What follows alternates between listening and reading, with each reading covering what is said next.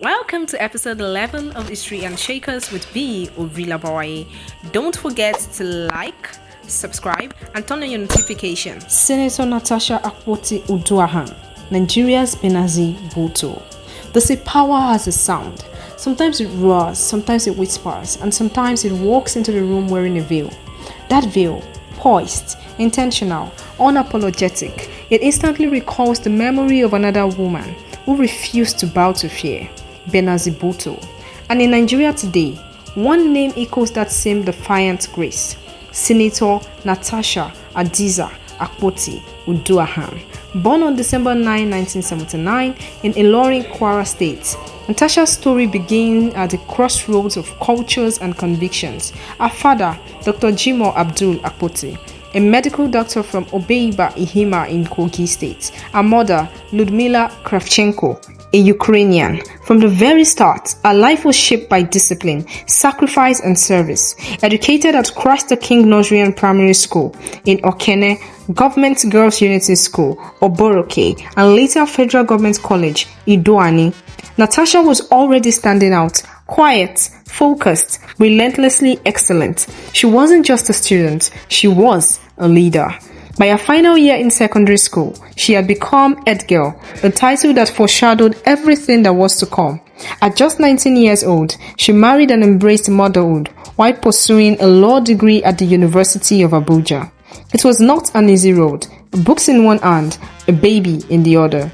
But Natasha Akpoti does not retreat from pressure. She rises inside it. She was called to the Nigerian bar in November 2005, earned an MBA from the University of Dundee, Scotland, and built a formidable professional career as a legal counsel at the Brass Liquefied Natural Gas Project, traveling across continents and boardrooms. From arbitration to mediation, leadership to strategy, she sharpened her edge.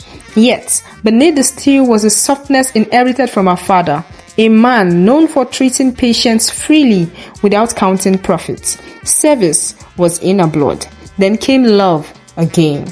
On March 5, 2022, Natasha married Emmanuel Orisha-Jolomi Uduaghan, the Alema of Warri, in a ceremony that united reality, politics, and legacy. It was not just a wedding, it was a statement.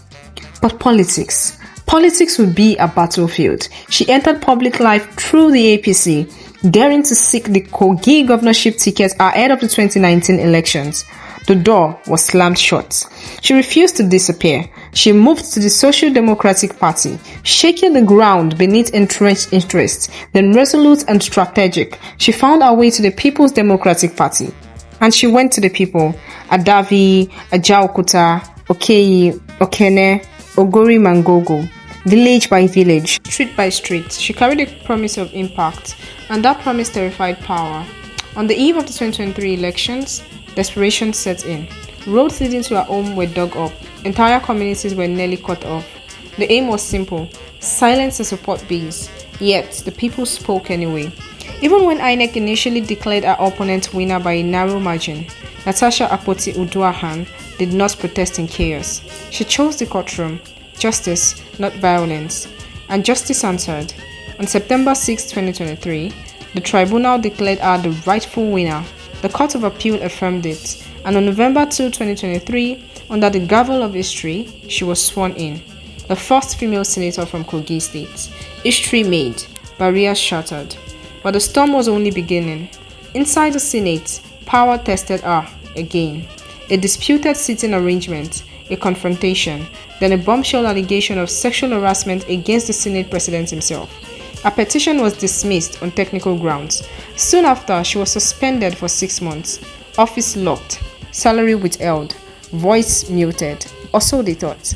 On July 4, the Federal High Court ordered her reinstatement. When she returned, she did not whisper, she spoke louder. And when the battle escalated to the Supreme Court, one thing became clear. This was no longer just about Natasha. It was about power, gender, and the cost of resistance. Yet, amid the controversy, her work spoke relentlessly. Houses for her aides, a free maternity and childcare center in Ihima, legacy projects at Federal Government College Idoani, skill empowerment programs, food distribution, solar street lights, electronic mobility initiatives. Awards followed.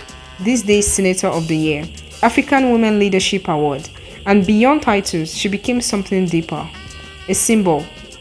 This is the story of Senator Natasha Akpoti Uduaghan, an elegant Amazon, beauty fused with intellect, grace sharpened by courage. She's not done, she's not quiet, and she's very much present.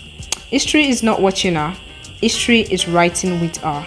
If this story moved you, challenged you, or made you think, drop your thoughts in the comments and stay with us because the shakers of history are still among us. This is History and Shaker with B. Uduaghan.